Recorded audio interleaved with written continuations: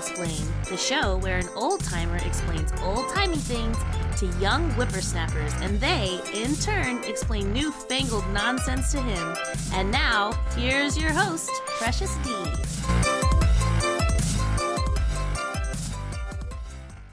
Hello, friends and neighbors, and welcome to the show. I am your host, Precious D. I am the old part of Oldsplains. This is our first episode. We're still kind of working out the premise. Each week, I will explain some old-timey thing to some youngsters, and they in turn will explain some newfangled nonsense to me. I think we're going to have a rotating group of youngsters. We're still banging out the format. But the youngsters that are with me today are my friends Brianna and Quinn. Say hello to the folks, Brianna and Quinn. Hi, I'm Quinn. I'm Brianna. You can give your full names if you want, or you can remain anonymous, semi-anonymous. They will not be getting my full name. Which is probably safer. Or you could use made-up names if you want. Nicknames. They don't even know that Quinn is my real name. Your address, your social security number. Mother's maiden name. Q-Dog. Q-Dog is here with me. Q-Dog. For the record, folks, I am 56 years old. Brianna, tell the folks how old you are. I'm the awkward middle age. I'm 23. And I am freshly 18. Freshly 18. Freshly 18. New adult, yeah. Now, just got here. Brianna, tell the folks how we met so that they understand that it's not at all creepy that a 56-year-old guy is hanging out with a 23-year-old girl. We're just running around on the street asking people to... We were all in a production of Much Ado About Nothing. She was in the candy store, and... Yeah. I was walking down the road, I had my tricycle and my little propeller hat, and then he rolled up in a white van beside me and was like, "Hey kid, want to be famous? I'll make you famous right now, kid." So yes, doing theater. We were all in a production of Much Ado About Nothing. A variety of people. Yes. And I was hero / Vergis, and Precious D was Leonardo / Baraccio, and Quinn was Claudio / watch number 3. Seems like we're really lacking on the anonymous thing. Okay, well, I'll redo it. I'm sorry. I mean, yeah. People no, it's fine. I didn't say where we did the production. No, that's fine. That's true. Right. That's true. That's right. However, it was in a replica of Shakespeare's Globe, so fancy. Okay. No. How many of those are in the United States, do you think? No, one, as far as I know. I'm not sure. Yeah, it's in like Utah or something, isn't it? So you folks may or may not know that I have another podcast called Monster Movie Fun Time Go. Yeah, you almost never talk about it. That's the same way I met my co-host in that podcast is we doing theater together. And while we were doing this show, I kept it reminded me of an old idea for a podcast I had because I kept making reference to some old-timey stuff that these kids had no idea. No one would respond to them. It made him very sad. Yeah. So which leads us to today's topic. I would peek into the women's dressing room and say... Because the women's dressing room door was open and was a social space. Yeah. Yes, it was open. I don't know if we would say it like that. Peeking the door was open. I wasn't barging in. The women's dressing room was open and used as a social space when it was not being used for changing. I was not pulling a Trump on Yes. I wasn't doing Oh, a yeah, Trump, the verdict just came out about that. Yes. It's some sort of historic shit happening today, folks, as we record this. The guilty verdict just came down for former President Donald J. Trump. So, yeah, that's some historic shit, kids. Pay attention. But I would lean in and say, I just want to wish you all good luck. We're all counting on you. And they had no idea what I was talking about. So that did Yeah. That led to me going, what do you mean you've never seen the movie I Airplane? just thought you were saying that, you know. I thought you were just Did saying. we say that's what we were Right. discussing today? Yes, we will be Wait, have discussing we? the movie Have we Airplane. established that? Yeah. Yes. We'll be discussing the movie Airplane in a moment. So, Brianna, when I was making that joke, had you even heard of the movie? I had heard of the movie. I'd seen the poster. That was the main thing for Okay. me as well. I'd seen the poster a lot of places, but I never had any idea what the movie was about. I was having a binge of Okay. those like YouTube videos where they have like professionals come on and they critique like movies or TV. So there were a couple of ones where they had pilots on and they talked about airplanes some. But that's it. Okay. I think the other girls had not even heard of it. Oh wow. That's the poster where the airplane's tied in a knot. Yeah. Yeah. It's Yeah, it's a good poster because it's memorable. it's an extremely memorable poster. Yeah. I've seen it many places, but never once have I been like, oh, I wonder what that movie is. Now, before we get into that, I want to establish a baseline here for Oldsplain, Youngsplains. So I'm going to ask you guys a couple of questions. Have you ever used a rotary phone? Yes, I have used a rotary phone, and I I know how haven't, they but I work. know how Okay. to. Have you ever used a payphone, a public payphone? No. I have not, no. Have you ever owned a cassette tape player? I do. I Of own course, multiple. Quinn owns one. Yes. Because he's a hipster. I own Quinn's many, a hipster yeah. doofus. My household. I wouldn't ask about a owns turntable because that's very hip these days to own a turntable. Oh, I don't own a turntable. I don't have room for a turntable. Well, and then the cassette players that I have are very small, to be honest, and it's mostly recorders. I Yeah. mostly have recorders.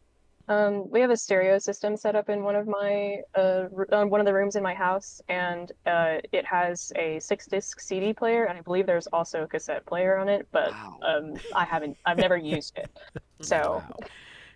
but it's there. Is there an 8-track player on it? Does it have 8-track Probably not. capability?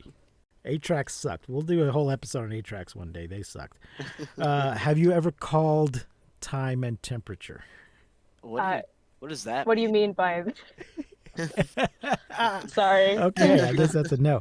So before everybody had a pocket computer on them at all times, in order to set your clock, or if you just didn't have a clock nearby, or maybe you just bought a new clock or replaced the battery, there was a number that you could call that would tell you the time and the temperature. Oh. That's kind It of would nice. say something That's like the cool, yeah. temperature is 75 degrees Fahrenheit. At the tone, the time will be exactly 12:52 a.m. or whatever.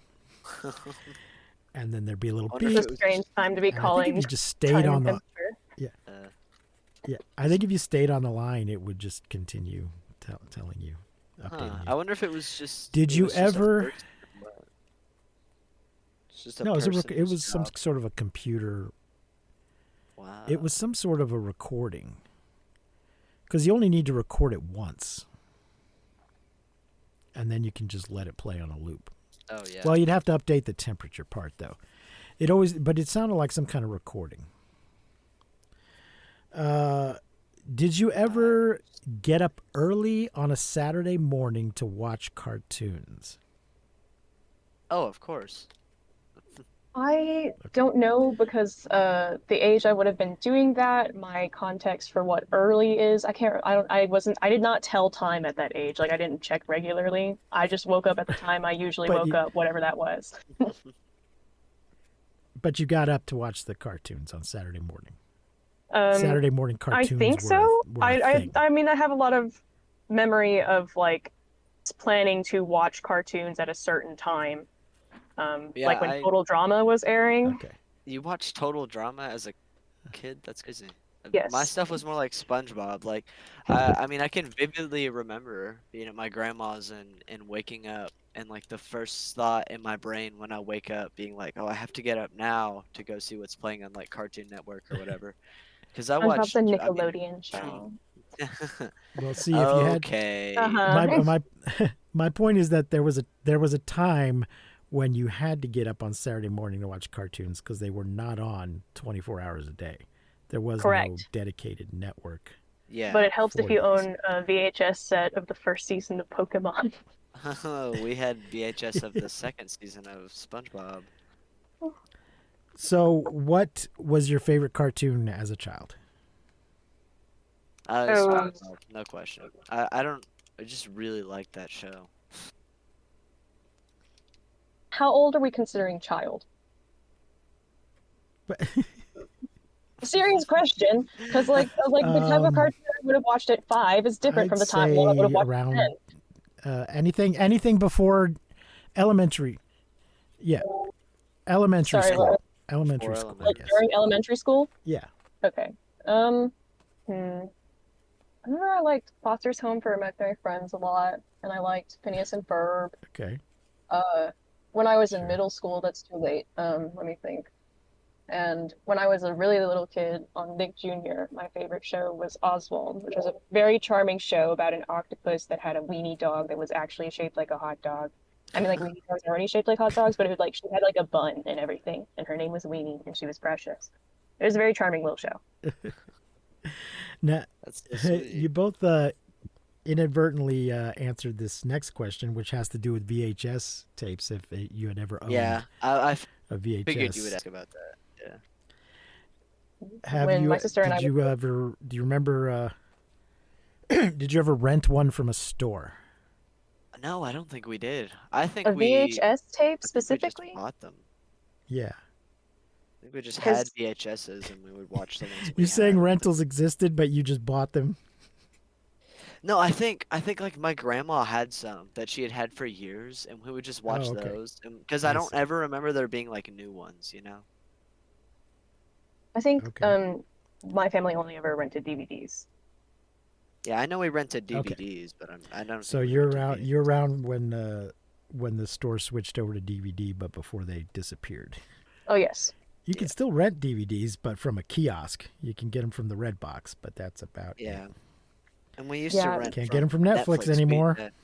Yeah, we had the Netflix subscription that Well, was we used like they mailed you CDs, and it was like, yeah. wow, there's They DVDs. We they had that ended right up that. till just this year. We had it right up till they ended it earlier this Wow, year, and really? then They you could ended it this year? download.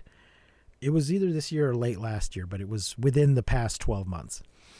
And then they had a Wow. thing where you could download a PDF that had your stats, Oh, that's cool. like your total Oh. number, your I'm total pretty number sure of rentals my and stuff. dad bought some of the DVDs when they were starting to phase out that model. Like I think he bought some of them, so we owned them and purchased them Huh. from Netflix I'm not aware of in the past 12 months. But maybe I'm misremembering. No, they did tell. I'm not aware that they did that, but and it's a little unclear what they were going to do with their whole catalog. But they basically told you keep your last DVD. So I made sure that's to nice. make my last one something that was not available, not in print, and not available anywhere else. Mm-hmm. What was that? Okay, this it's called Brain Dead, and it's a early Peter Jackson horror film. It's a symphony of gore, and you can't get it right now. It's not streaming anywhere. It's not had a Blu-ray release. It's not currently in print on DVD. So there you go. Have you ever watched The Tonight Show? And if so, who was the earliest host that you remember of The Tonight Show? No, I've never watched The Tonight Show. I've watched Saturday Night Live, but I don't. I wasn't I wasn't big on night show stuff ever. I wasn't really into them either, and I can't keep up with which one is which. I'm So trying I to think. don't. Who is the current host of the Tonight Show? Yeah, I don't even know because I don't currently watch the night show, so I don't I don't know what's going on Jimmy there at all. Jimmy Fallon Which is Jimmy? the current host of The Tonight Show. Oh yeah, he did that Jimmy thing with Fallon. Ben and Jerry's. Okay. There is a lot of these days people tend to watch clips the next day on YouTube Oh, rather than watching the actual show when it's live. I Jimmy think. Fallon is the Um, furthest back host I know, but most of that was because I did not pay attention to that as a child. I was not good with celebrity names. okay. And by the time Yeah, I was paying attention, I was a teenager. I've always been terrible with Okay. celebrities. Like I've never been Uh, good with celebrities. what is the first video game system that you owned, or your family Oh, I owned, was a or Wii. I that owned you a play Wii. that you played? A Wii? Actually, Okay. sorry, I don't remember which came out. If it was the Xbox 360 or the Wii first, but it was one. I think it was the Wii, Okay. but it was one of those. Okay. Played a lot of the N64, but the oldest console I've played is the SNES, and my family still plays on the N64 sometimes. And the SNES is plugged Okay. in. We just haven't. The 64 has Dr. Mario, and that's my family's main thing that we do.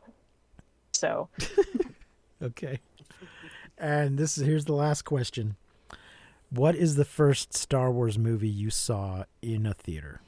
I don't think I've ever seen any of them in theaters. same here because Get out. I'm not a big Star Wars fan, and my family does not really go to the movies. Because I didn't want Okay. to see the new movies, the new set of movies. Whenever it came out, I didn't like it, so I didn't go see it. Yeah, the sequels. Yeah. I think it might have been uh, A New Hope or whatever they were playing whenever the 40th anniversary hit, and so they were playing. Was it The Last Jedi they were playing in theaters for the 40th anniversary? It I would went and not saw have been The that. Last Jedi because The Last Jedi is episode 8. Oh, well, whichever one. Number 6. Sorry, I don't know the names of them, but number 6.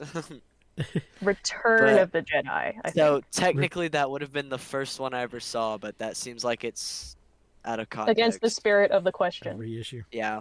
Yes. Yeah, a reissue doesn't count. It wasn't good. Okay, folks, we're going to take a little break here, and then we'll be back to talk about Airplane.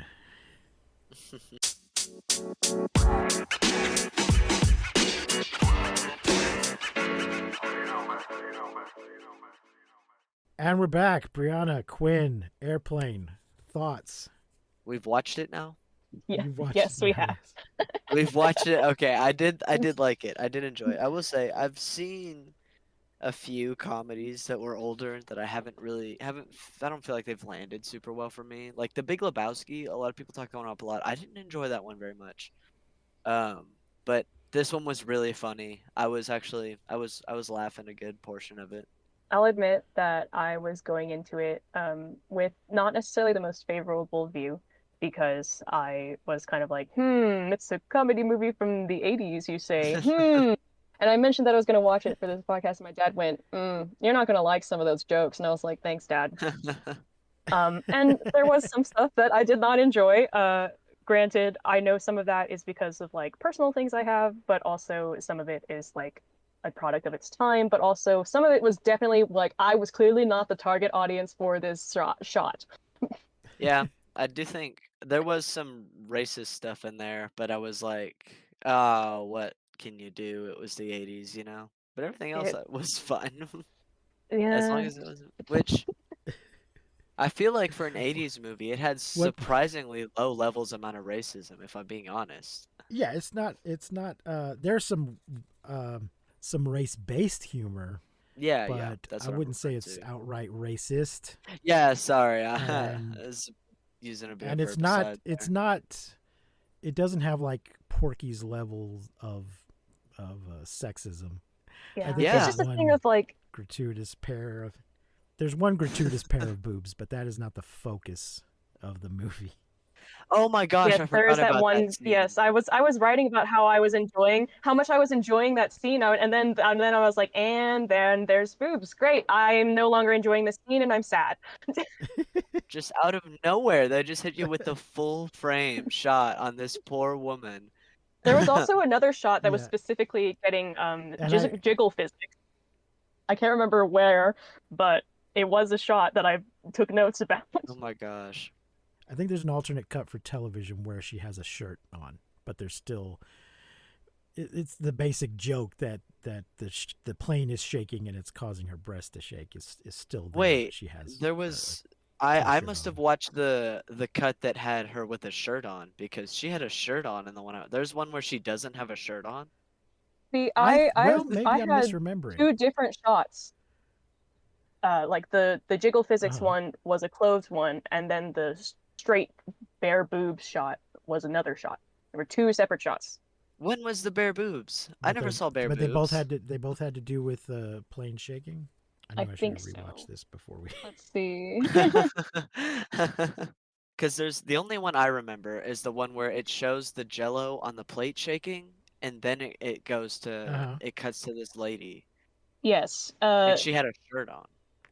that is one of them, and then the other one, uh, is after. Does anyone know how to fly a plane? And everyone starts freaking out and panicking, and I thought it was amusing, and then all of a sudden there was a woman in her underwear, and we didn't see her What? face, Okay, No. just yeah. her She just, chest. as part of the panic, she run. You're right. She You're right. runs in and As part stands of the panic, she perfectly in front runs of the by camera. with her. What? Right. No, that It's must have so been. natural. I must have watched like the TV Yeah. version or something because I did not see a scene where that happened. Yeah. There was no scene where they asked the cabin if someone knew how to fly. When they're panicking, it's when they're all panicking. Yeah. Wow. Does anyone know how to fly a plane? That was So funny. I I enjoyed don't that think part. this is a. If anybody out there has not seen this, this is a particular type of what I call surreal humor, where it's not a realistic presentation. You know, there's a lot of puns, there's a lot of sight gags. People sometimes look right into the camera. I don't think this is the first movie to ever do any of that. Monty Python and the Holy Grail certainly. Monty Python and the Holy Grail certainly has unrealistic humor, but this movie, directed by Zucker, which is Jim Abrams, David Zucker, and Jerry Zucker, really sort of started a trend of this kind of movie, mostly done by these guys in this movie, the sequel to it, and then later on in the scary movies, which eventually when the Wayans stopped doing scary movies, they brought, I think, one of the Zuckers or Abrams in to direct like Scary Movie 4. They're like, why not just go to the guys that we've been ripping off to direct this? So it's a really, very, very silly, over the top type of humor. The word I saw a lot when I was looking at like criticism was absurd, absurdist. Yes, that's a good. Mhm. Okay, I but think that's probably a thing better is, term than surreal. I really Absurdist. enjoy that kind of humor. Absurdist humor is one of my favorite forms. Like the Beatles Help movie that they made, it's 100% absurdist Yeah. humor. It's the only thing that happens. Sure. And I think that is one of my favorite movies. Okay, I love where just random stuff is happening and there's not really like whenever he goes, okay, hit the autopilot button or whatever, and he hits it, and it's just that inflatable guy that pops up. I His name's cannot Otto. tell you I cannot tell you how hard I was laughing at Yeah. that just because it was so like it was so just completely wild and out of the blue and it was just happening. I may be biased because that is one of my favorite forms of comedy. That's perfectly fine. Now, for a little bit of context here, in the mid to late 70s, and this came out in 1980, so, right after that, there was a series of successful and popular airport movies. The first one was from 1970, but then there was several sequels, and I believe they just started slapping years on the sequels. So the first one was 1970, and then there was Airport 75, Airport 77, and then the Concorde Airport 79. Titled Airport 80, the Concorde, in the United Kingdom and Japan, because I guess it didn't come out till a few months later there. These were all like what based off of this movie? No, these are the movies that this movie is based off of. Oh. Yeah. These are the movies, these were popular movies that is the reason they made this movie. But the actual plot of this movie is not from Airport. Brianna, I think you did a little research on this, didn't you? Yes, because I was like, maybe I'll understand what was going on better if I read something that other people have talked about it. And I did understand what was going on better. I did this after I watched the movie, took very thorough notes, and then I went and I looked some stuff up, and I was like, oh, okay, that makes more sense. But there was like a list of movies, and let me see if I can I found this article on The Guardian interviewing David and Jerry Zucker with Jim Abrams. And I saw things like Airport 75 was one I saw, and Zero Hour, though, was like the main thing that they were drawing from, so much so that they paid for the remake rights of Zero Hour so they could rip things straight from Zero Hour and then spoof it. Yeah, some of the lines are directly from it. The basic plot is from it, and Zero Hour is from 1957. So I think they were watching it on late night television or something when they got that idea. And also the idea of casting a sports star as one of the pilots. Oh yes, yeah, I saw that.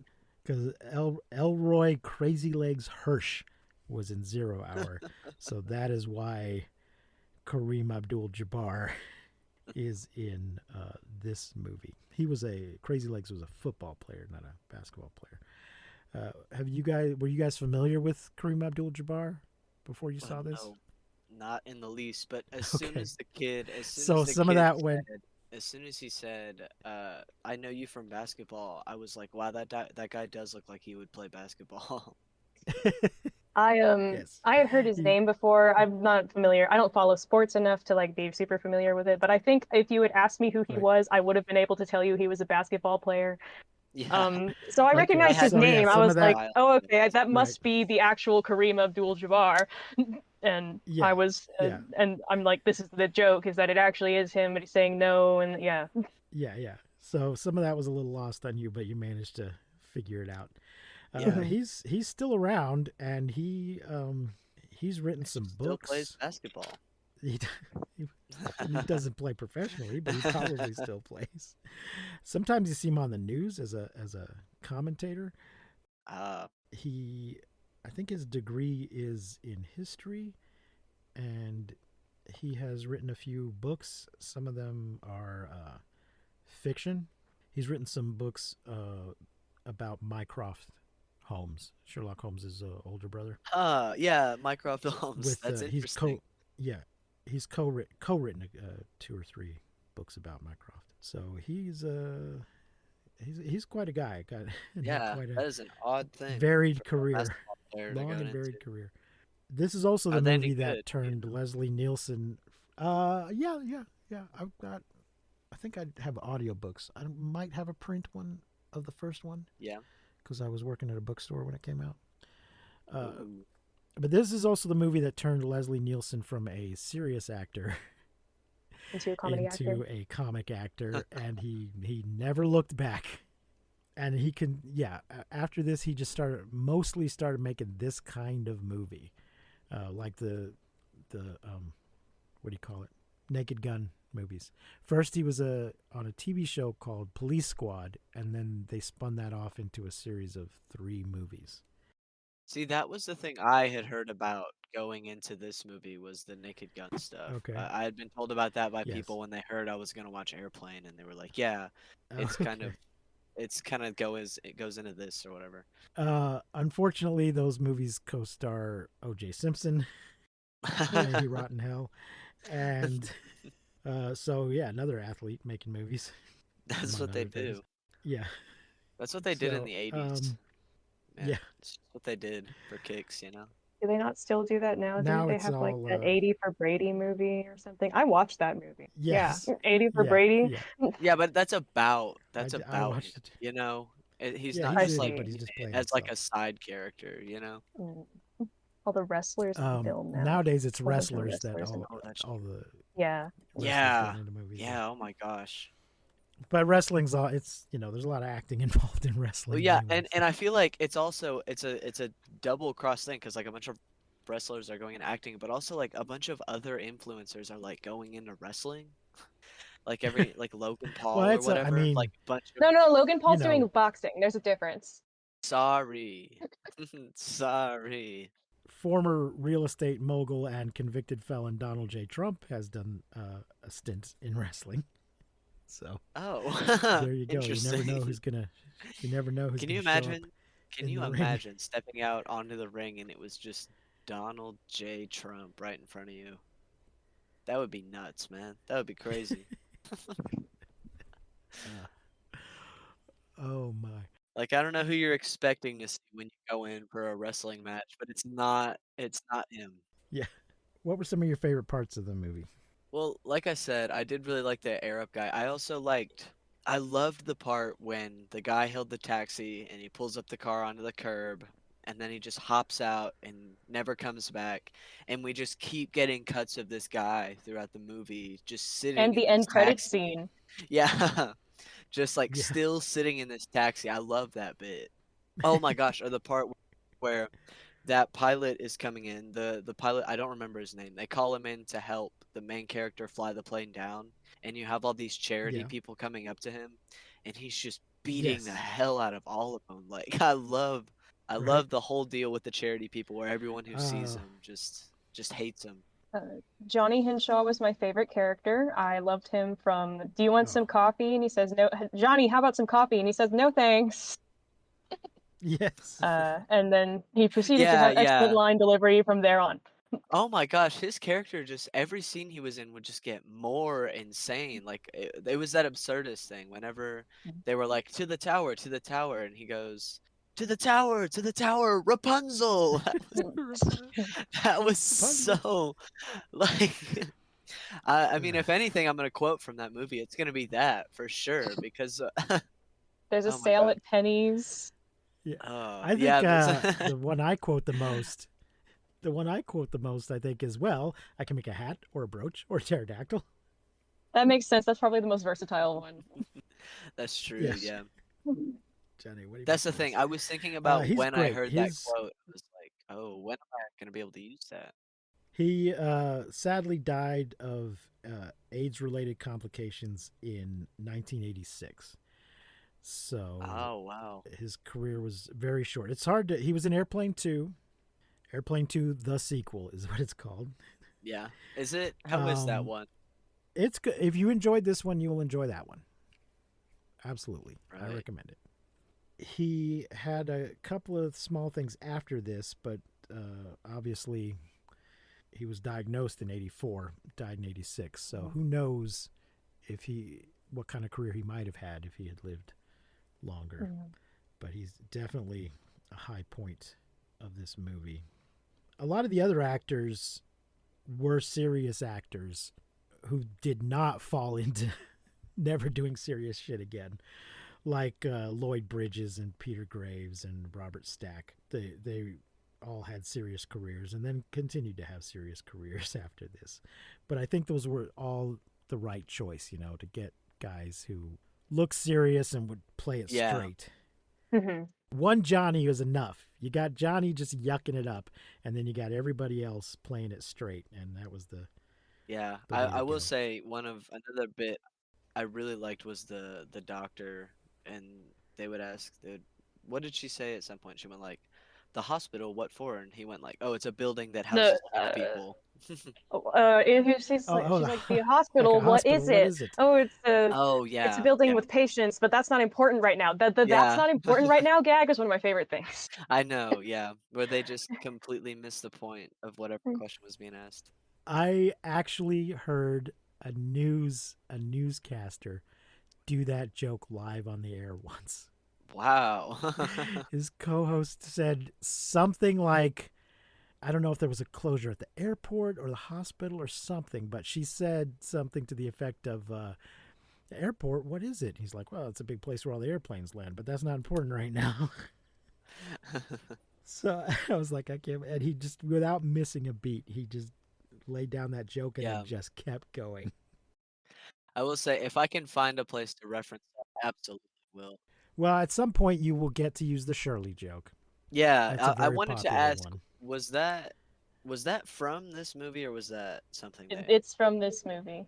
Because I was gonna say, I was like, I've heard that reference so many times, and when I heard it in the movie, I was like, oh, they're just It's from referencing this movie. that joke that everyone uses. But then it dawned on me that might have been from this movie. Yes. Which kind of blew my mind for a second, if I'm being honest. Yes, absolutely. Did you recognize the kissing couple getting hit with seaweed as featured in Shrek 2? Oh my gosh, I was wondering about that. I was like, it's like what? Apparently, that was like a common Did gag at Shrek the 2 time, though, steal because that there were a joke? lot. No, Shrek 2 does it. They do a similar joke. I think my dad had told me that that was not the first instance of this joke was in Airplane, but in Shrek Yeah. 2 they have the waves come over them. Well, It's Shrek and Fiona on their honeymoon. The waves come over them, and then when the waves retreat, the little mermaid is on top of Shrek. oh yeah, I And do. then Fiona grabs her by the tail, drags her down the beach, and throws her into the ocean. I did assume that bit with the seaweed had to be from something else, but I didn't know what it was from, so it Okay. didn't No, land for well, me. so what it is, that is a reference to the movie From Here to Eternity, which is a serious movie, and the couple is making out on the beach while the waves wash over them. I don't think any seaweed is left behind, or if it is, it's just a little bit. So as far But as I this was know, like a Airplane's the more first one to make realistic a joke take. out of that. Yeah. Yeah, Yeah, my dad yeah, could yeah. be misremembering and just like remembering this gag happening a lot, but maybe Airplane was the originator of it. Yeah. It is referring to another movie. Oh, I see. Do either of you know who Barbara Billingsley is? I was just telling you how terrible I am with names. You're gonna have to. She's the jive lady. Oh, Excuse me, that's where stewardess. I've I heard her speak name jive. because I read one article where they mentioned her by name, but no. Okay, so she's kind of a bit of stunt casting. She was the mother on Leave It to Beaver, which was a very it was a sitcom from black and white days from 1957 to 1963 was Leave It to Beaver, and she was June Cleaver, the mother on the show. Anybody watching this movie would have either grown up watching Leave It to Beaver or watching reruns of it on afternoon television and would know who she was, but she wasn't doing a bunch of stuff at the time.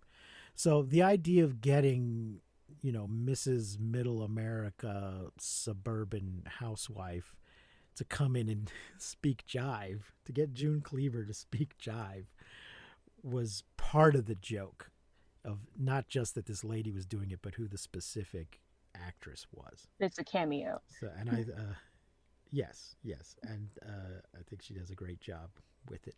And there's a real sport in that scene.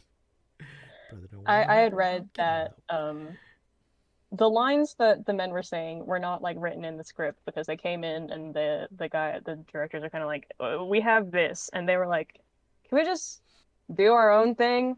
So the two male actors came up with most of the it wasn't actual authentically lines. jive enough. No, they were just kind of like, we're just gonna do our own thing, and Yeah, that makes then sense. apparently they coached Barbara Billingsley, if I said her name correctly. They like had to like coached her through how to say what she was going to say. Wow, I Right. want to see what they That's had great. written for I love it. that. I want to see what they had written because I feel Right. like It that must the just. way I read it, it was like very clearly like kind of a cop out where they like were like, so this is what the joke is meant to be, but this is all we could produce. Right. And then they stepped I in think and they were like, okay, we that's got it. best though. Yeah. That's the right decision to let the people who actually know just do it. Oh, and it Do makes the it thing. authentic. Yeah, because that joke was wonderful because they would talk Yeah. and I didn't have a clue. Didn't have a clue, man.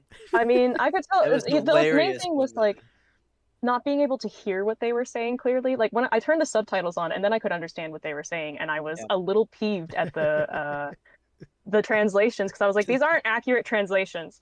But yeah, they were cursing in half of them. Like I remember at some point he goes like shit, and then the little translation just says golly.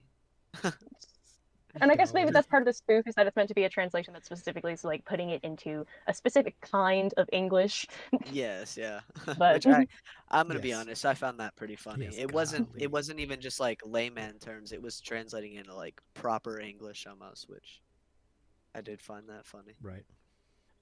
Ethel Merman is in it, kind of playing herself. I'm sorry, you're gonna have to Broadway explain. actress. Yeah. Okay. So Ethel Merman. Is that all that we get? Ethel Merman. Yeah, she was a Broadway actress who was known for Anything Goes, Annie Get Your Gun, Gypsy, Hello Dolly. She specifically sings a piece of a song from Gypsy. And she was just known for her big, belty, booming voice. And she is Lieutenant Hurwitz, who's in the hospital because he thinks so the joke is that Lieutenant Hurwitz thinks he's Ethel Merman, and then Oh, it actually is that Ethel part. Merman Yes, I remember that. who Yeah. gets up. Yeah, They're sitting in the hospital and they're like, yeah. yeah, he thinks he's found the tunnel into the secret entrance or whatever, and then it shows the guy in bed, and then it's like, and then Lieutenant, he thinks he's this Broadway actress, and then it pans over and there's just this lady singing. I did like that joke because So even though I didn't she know sings who a they little were bit of talking about, I Everything's figured as Coming Up much. Roses. You worked it out. I did not realize Yeah, I James was like, Hong was oh, in this this movie. must How did not I not be. know that? James who? James Hong is the Japanese general. Yeah, so he plays the one Asian guy that commits seppuku over having to listen to Ted's boring ass story. Yes, That was not a gag that was vibing with me, He's in been case that wasn't apparent. I liked that gag. I did like that gag. It wasn't vibing with me from when the first time the lady hanged herself, but admittedly, I'm a little touchy about suicide, so like, Yeah, and then well, I will say Ah, when I saw she had hung herself, I didn't know that's what happened. I because like the rational part of my brain was like, oh, the ceiling isn't high enough for that, so something else must be happening. But then I figured it out later. yeah, But the note I took about the third iteration of that gag was all caps. Oh my god, they're going to have the Middle Eastern coded guy light himself on fucking fire. Oh my god, with like a bunch of D's. I was, having a time. yeah, that wasn't. I do understand that though. The gag with the girl and the IV in her arm, whenever she was playing guitar and she would whack the IV out of this girl's arm, that gag wasn't vibing with me because I've got a big thing about needles. I hate needles. But like I could see that being funny. I just needles really bother me. I thought it was mostly. I thought that was funny because I was like, man, this actress is really selling. Good for you, girl. Like, that singing nun bit is from I think one of the airport movies. yes, I don't remember which one, but it's not spoofing a from, specific moment from 0 one of the other Hour. movies. Hmm. Yeah. Can't remember if she sings the same song. So something you might have seen James Hong in most recently is Everything Everywhere All at Once. Oh, so Really? so he's Mr. Ping and he's he's Gong Gong in Everything Everywhere All at Once. Wow. Wow, that's crazy. Yes, he's Mr. He's Mr. Ping in the Kung Fu Panda. Panda movies. He's in. I don't know if you've ever seen Big Trouble in Little China, but he's the bad guy. I haven't. He's in all kinds of stuff, and he's Mhm. great.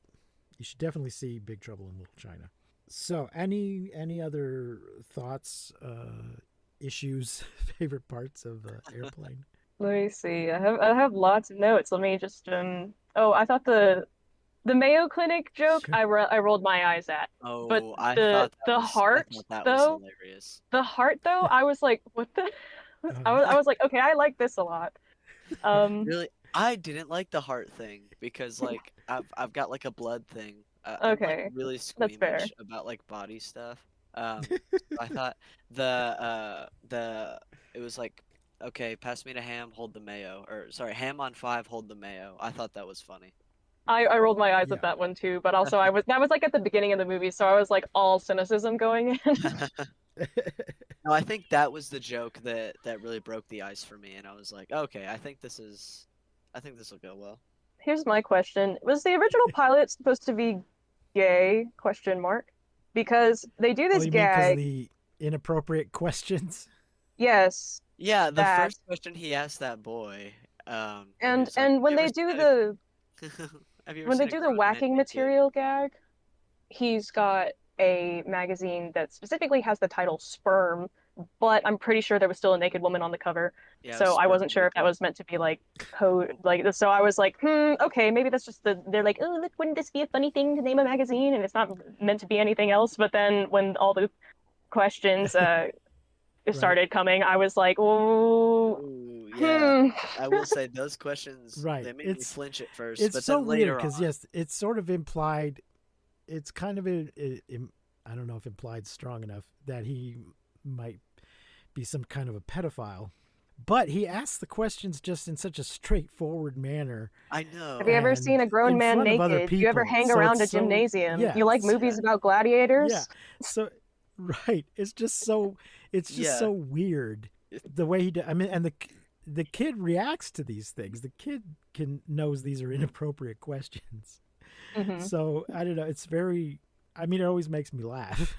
Yeah, I don't know what we're meant to think about all of that. I don't know why. I don't know why though. I think it was, if I'm being honest, I think it was just for the absurdity of it, because the absurdity of the So questions would get me Yeah. later.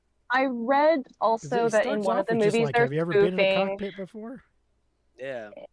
In one of the movies they're spoofing, there's a scene where a kid gets to come up into the cockpit and he like hugs the pilot.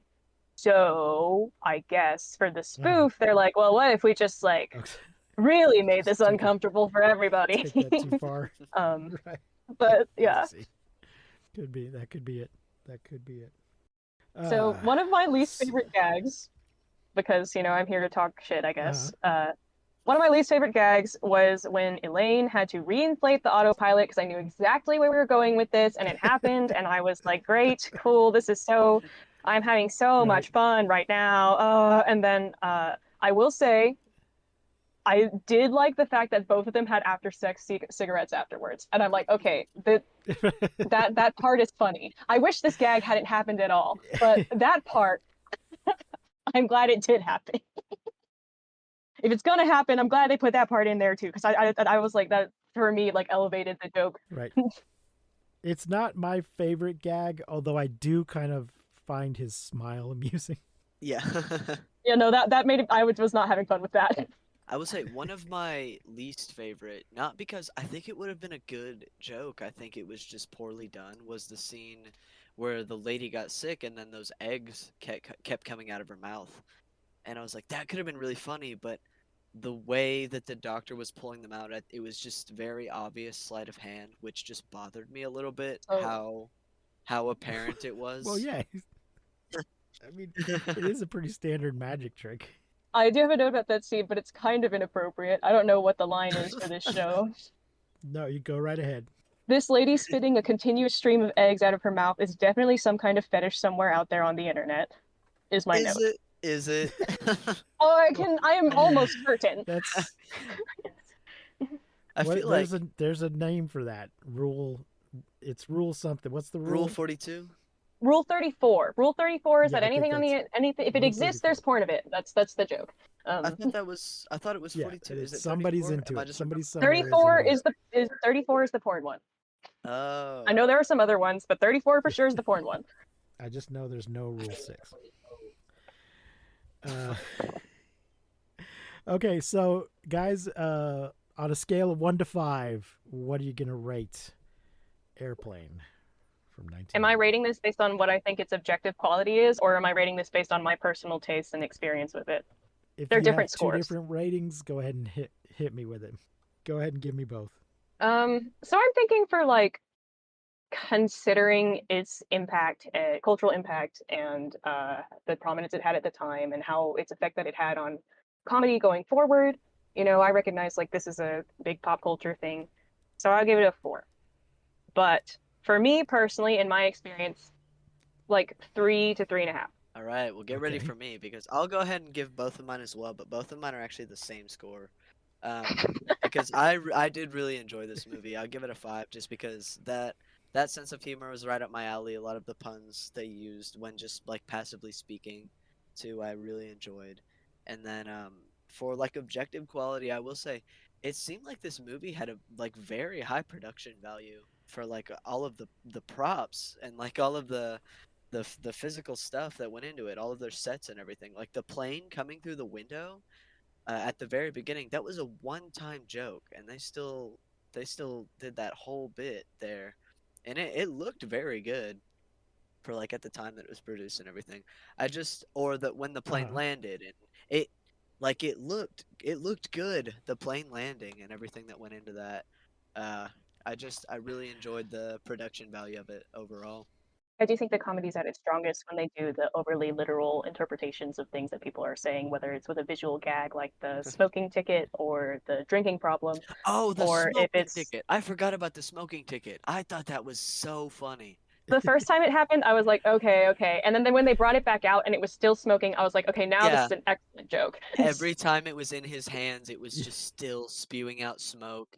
And I was like, wow, this is. You used to be able to smoke on airplanes, ladies and gentlemen. Yes, So, that's the point of having a smoking again, section, if not.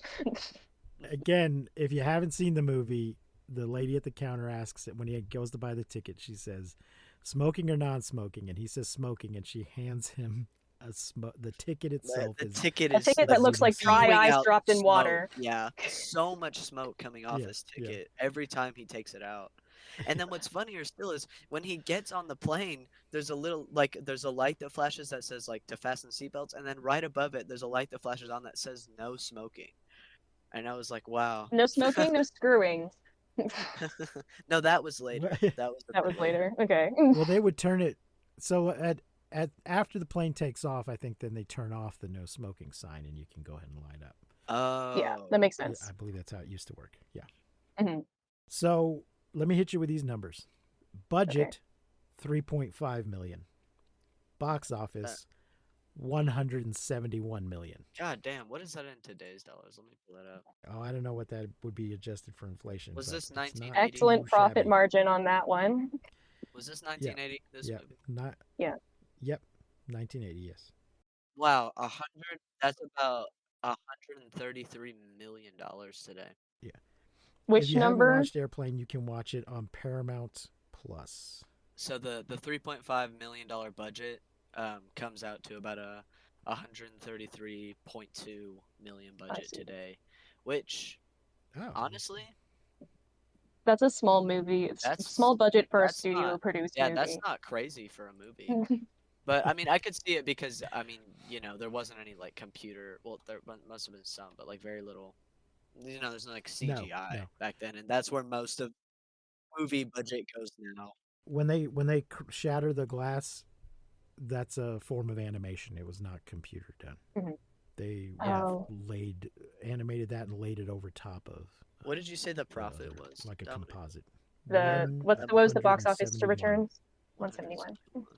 That is 64 billion today. Wait, am I reading this right? That can't be right.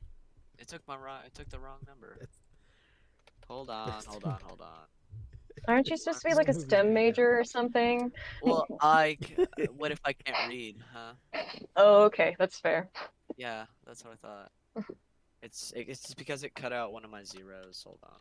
You keep talking. Oh, all of the Apparently this is gonna take me way too long. the Tupperware party on the Peace Corps mission was good. That came out. I was like, oh my, wait, no, oh my gosh, she's doing a Tupperware party. Yeah, I did really like that. Today, that is 650 million profit that it made. Okay. In Yeah. 20. Oh, I have another question. Uh-huh. Why is there a credit for A Tale of Two Cities by Charles Dickens? What is that? Oh, I it's didn't look just that a one up. I random- should have looked that one up. Okay, so it's just a gag of like it's just No, it's randomly just- here. Yeah. Or okay. Isn't this the movie that also has the worst boy? Is worst boy in The- this movie in the credits, or did you not notice? I don't think I Best noticed that. boy It's is just a Charles credit. Dickens. It was toward the end of the credit sequence, and it had like a line all to itself. So that's why Right. I noticed it. I was like, what? Okay. So I think it's in this movie. So best boy is a position on a film. I Mhm. can't remember what they do, but you see it in the credits. Best boy. So right after, I think it's this movie. It might be Airplane 2. Right after best boy is the credit for worst boy, Adolf Hitler. Oh, I think I might have seen that. I'm not certain.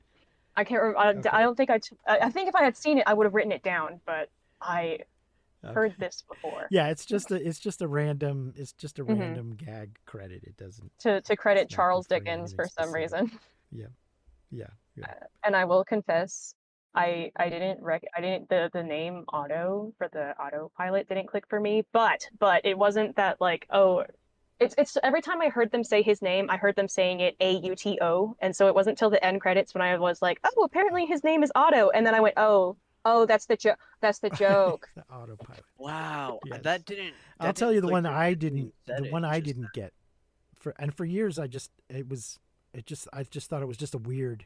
The joke that just kind of went past me for years, and I don't know why, is when he says it's an entirely different kind of flying altogether, and they say it's an entirely different kind of flying. Altogether, yeah. And the altogether part Oh, just all never quite together. clicked with Yes. me. Wait, I get that Yes, now. so Yeah. then they Altogether, say it's an it I entirely altogether. never different kind got of that. kind of Yeah. flying. I didn't get that when watching it Yeah. either. I just thought they were just being Yeah. mean to him. I did get that note. That Right, that one's but written down. I just rewrote the joke. but I watched it multiple times over a period of years before it finally clicked in my head why they were repeating what he had just said. It's a different kind of flying. So don't Altogether. feel bad. Oh, where did the so there's that joke of like the people on the baggage claim conveyor belt, and the visual was very funny, but I like did they say I something over the intercom or something that kind Yeah, of like I don't know introduced the why they premise of did it, that. or was it just supposed to be like random? Haha. Because I feel like if there had been like a line to set it up, it would have been way funnier. But there might have been, and I just I missed don't it. remember. I don't remember why they're coming down. Why the people are coming down the chute. Yeah. I'm not sure why. I was impressed with how they like fell into each other. Like way to hold position, guys. Let's see. This movie was ranked 6th on Bravo's 100 Funniest Movies. A 2007 survey by Channel 4 in the UK puts it 2nd of all time behind Monty Python's Life of Brian. Now, I'm going to disagree with that and say that number 1 should be Monty Python and the Holy Grail. I think that movie is funnier than Life of Brian. I don't know if I'd put Life of Brian in the top 10, but I would definitely put Airplane right after Monty Python and the Holy Grail. Have you guys seen that movie? I've seen parts of it. I saw Spam-A-Lot once when I was a child, and I wasn't old enough to comprehend what was going on and really appreciate it. But I love the Lady of the Lake and how much she was a diva. Yeah, Lady of the Lake is not in Holy Grail, the movie she's just referred to. Right.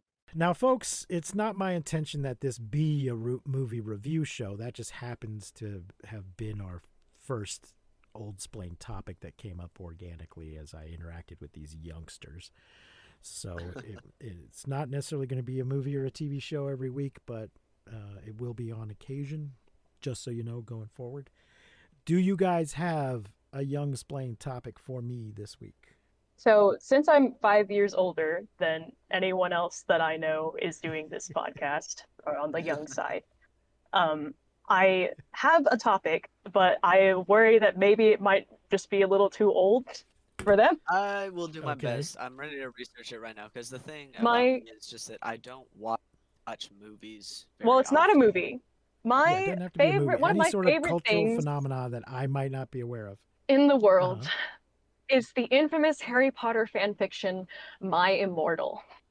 I do believe I've heard of this. When it came out, I probably was like a very small child, but it gained a lot of like internet prominence later on. People started talking about it more. And then in the mid to late 2010s, when I was in high school, someone came out and said that they had authored My Immortal, because we do not know who wrote My Immortal. Someone came out and said that they had authored My Immortal, and then we found out she didn't. But there was a lot of shenanigans that happened with that. My friend had come up to me and she was like, they found the author of My Immortal. I was like, what? And she was like, yeah, apparently it's this lady, and she said that she like wrote the story to try to reconnect with her brother that she lost in the foster care system. And I was like, what? That sounds insane. What are you talking about? And I was like, hey, okay, maybe she's just like misremembering this, or like she's doing a bad job of explaining it. But no, that is actually what that lady claimed. And it was I was like, that sounds kind of bullshit, because it was. But anyway, My Immortal, it's a 40-chapter fan fiction, but it's very short chapters. That we might go into that, just kind of the culture of fan fiction, because I don't know if that was I don't know how long that has really been around. That started with, It I goes think, back. largely credited I can with tell you. Star Trek.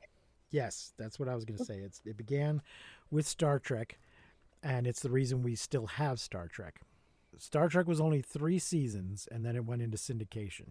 And people published fan magazines, fanzines, if you will, that had fan fiction in them. And, you could get these through the mail or at conventions or whatnot. And so they would write poetry and short stories and whatever, fan fiction. It is also what is responsible for the subgenre of slash fiction, Kirk/Spock stories, in which Kirk and Spock have a romantic relationship. Yeah. Which I feel like there's a whole more modern, like generally speaking, that is how the term fan fiction is used, is generally referring to slash fiction now. Whenever I hear most of the most prominent examples usually.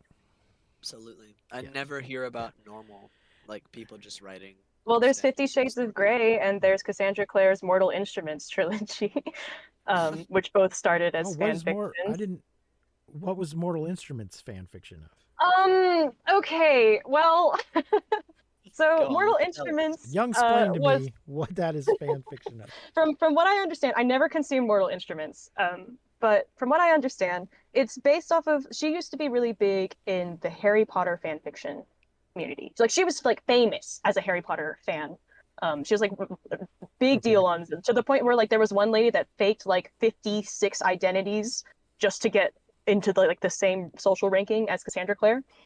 Anyway, Cassandra Clare, famous for Harry Potter fan fiction. I think she was, I don't know who she shipped Ginny with, but I believe she was not very much into Harry and Ginny as a couple. I think the way Mortal Instruments shakes out, I think she ends up with the equivalent of Draco, maybe? Question mark. But I don't. Thing. I thought it ended up being an incest. Well, okay, I'm getting there. The title. Sorry, I don't want to spoil it. The title is The Mortal Instruments, and she had used this title specifically of all the fan works she made. The title she chose to reuse for her big debut novel stuff was the title she had for her Ron Ginny incest fanfiction that she wrote. And something about the way, I haven't consumed a lot about this, but the way that it was framed to me, it seemed almost as if it was almost like a spite thing versus like something she was genuinely into. That's what I've heard about. But I don't know. I don't know what's in her heart, and I only know a few people's interpretations of these events. I was not there, so that sort of thing. And I believe that the incest version of that remains one of the most read Harry Potter fan fictions, which is just hilarious. It's just you hear about that, and you're telling me you're not gonna at least kind of want to see it. How could this possibly exist? And you read it, it's like, oh my god, this is real. It's real and it exists. Oh my god. I feel like My Immortal has to be topping that though. My Immortal's a classic. So you're saying Mortal Instruments kind of start out as Harry Potter fan fiction? Yes. Okay, because I'm not seeing the direct connection there, but I could see how. Again, having not consumed started writing is. Yeah, having not directly consumed Mortal Instruments. Doesn't she have a friend that a childhood friend that I think his name's Simon, that's into her, but she's not into him. I haven't read it. I don't. Because I mean, it could be a case where she was writing about these characters, but putting similar to 50 Shades, where she's taken the characters but then put them in a different environment. Yes, that's very possible. Than they're originally in. And which then ends up turning into its own thing. Yeah, and that's very common for fan fiction writers, actually. I'm pretty sure Simon, or whatever his name is meant to be Harry. Because at least one adaptation that they did of it, he's got dark hair and glasses. I don't know if he has it in the books or all the adaptations, but it's something I noticed once. And I was like, okay. There's an entire Wikipedia article on this. Do you have it pulled up too? I have it pulled up right now. Yeah. Yeah. I don't see where it is I can actually read it. It probably is very difficult to get a hold of it because I know it's not difficult at all. It's on AO3. Oh, that's good. That makes sense. No, that's right, because she's big on it. Okay. One of the first links that popped up when I looked this up. because I know E.L. James / Erica Mitchell, which is her real name, who wrote 50 Shades of Grey, scrubbed the original fan fiction from most of the internet. Like, she did her best to scrub it, and also she sent cease and desist to the Internet Archive to take down any of the archives that they had of it. I know it's still floating around somewhere because content That's pretty creators will read it ballsy. every once in a while. Yeah, but it's floating around somewhere, but it's much more difficult to access, and it's also really difficult to access it in like its original form, where it has things like dates and comments and stuff like that. It's like you're trying to figure out when the first chapter of the fan fiction was published is actually surprisingly difficult because it's so thoroughly scrubbed from the internet. I find this incredibly hypocritical to commit this blatant copyright infringement and then try to prevent other people from reading it, trying to claim some sort of ownership of your copyright infringement. Oh yeah, I also heard that she's restrict particularly access vicious at to anyone it. that tries to make derivative works of 50 Shades, but that's something I've heard in like one line of a video that was not actually talking about that. So I don't know how real it is or what that Right. looks like, but it's It funny wouldn't in like surprise me it has because to be funny, otherwise it's sad she's the devil. way. Oh, Well, let me tell you, I do not. I in general do not approve of fan fiction. There is some elements of some of my own writing that does use other people's characters, but people who are long dead whose characters are in the public domain, which is just part of how literature works. But I would never just take the characters of a living author and presume to write my own shit. Just now, it's one thing to be inspired by something, but just change the names of the characters and put them in a different setting, and then you're writing Mortal Instruments instead of Harry Potter and his best friend screw his sister or whatever. Well, the thing hell is, you're doing. one of the reasons that works so well is because if you put in your own characters, you're like working off of your own like fandom, you know. But if you use like Harry Yeah. Potter and all that, there's a massive there's a massive group of Insta people. audience. Yeah, like there's people who will read that Yeah, right off the yeah. bat just because of those characters, and so Sure. Yeah. I'm sure for But I mean, it's great to have a massive audience, but if you're not making money at it, then what's the? Yeah. I mean, I guess you Well, would maybe get some artistic satisfaction. well, I You're not making mean, a living like at it. Cassandra Clare got herself a massive Harry Potter fanfiction audience and got herself a book deal, and then movies. Same for Miss Erica Mitchell over there. Yeah. Right. And Anna Todd from Wattpad and after the After series.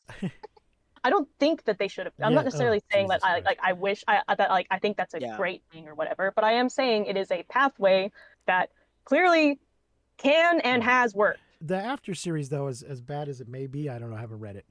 That's a different kind of fan fiction that is not. That's self-insert She's fan not fiction, taking literary.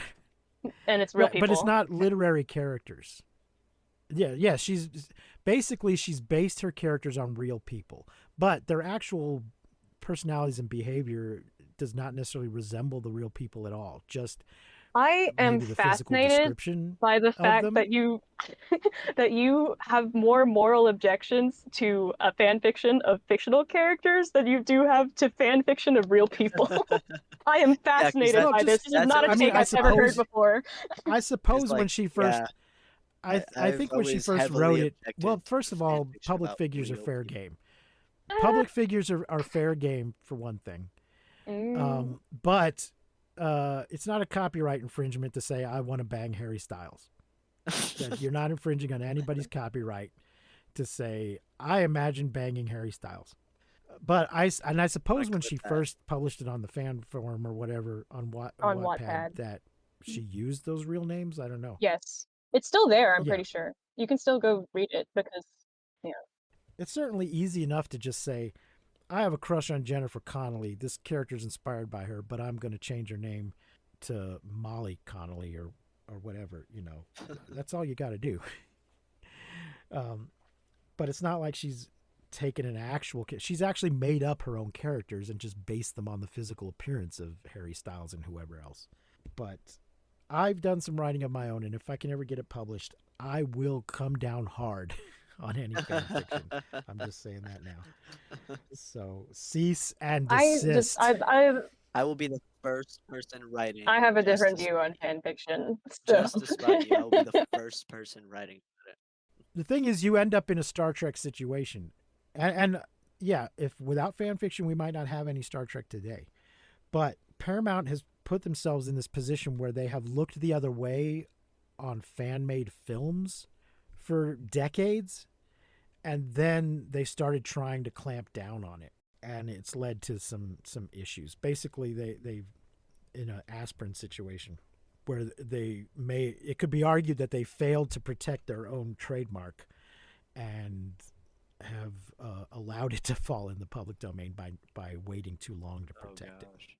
I did also want to mention fan fiction is where the term Mary Sue comes from. Are you guys familiar with the Mary Sue? Well, yeah, I want to talk about My Immortal. Obviously, I know what a Mary Sue is. I don't know what that is referring to.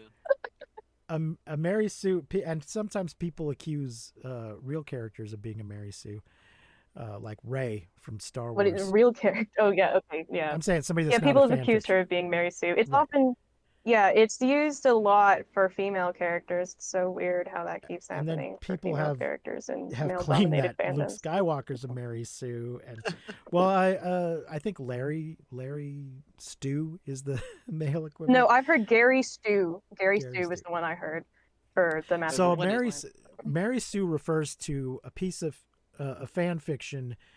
It was actually the original Mary Sue was actually a parody of other Star Trek fan fiction. Yes. Where Lieutenant Mary Sue comes in, who is like an author's self-insert, and does a better job than all the established characters. Lieutenant Mary Sue comes in and saves Kirk and Spock and McCoy from She is the exceptionally situation. skilled. Yeah, she's better than everybody else. Saves the day. In the original story, dies and then is mourned by all of the established characters. But she specifically was created to make fun of this type of character that was already beginning to show up in fan fiction, where my character is just as cool, if not cooler, than Kirk and Spock. And usually there's also an element nowadays to a lot of Mary Sue style characters. Like, I feel like the more legitimate accusations of Mary Sue style characters also have this quality where everyone is just into them. Everyone wants to fuck them. It's like, so Bella Swan could be argued to be a Mary Sue because like almost every male character that isn't already taken wants to be with her. And when she becomes a vampire, she so naturally adapts to the abilities and doesn't have any of that struggling like newborn phase that that supposedly exists, that is mentioned in the previous books, all that sort of stuff. She's hyper competent, better at vampiring than all the other vampires.